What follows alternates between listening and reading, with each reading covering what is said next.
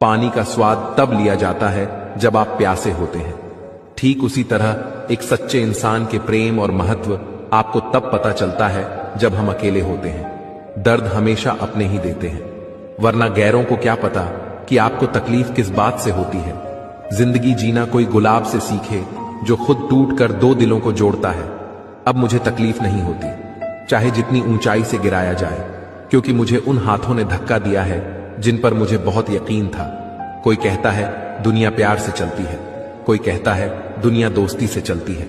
जब मैंने आजमाया तो पता चला दुनिया तो मतलब से चलती है। मतलब की बातें सब लोग समझ जाते हैं, लेकिन बातों का मतलब कोई नहीं समझता। हमारी खामोशी को हमारा घमंड ना समझो, बस कुछ ठोकरें ही ऐसी खाई है कि अब बोलने का ही मन ही नहीं करता। जो लोग जलते हैं आपसे उन पर थोड़ी हवन सामग्री डालकर कहे स्वाहा, गलत को गलत और सही को सही कहने की हिम्मत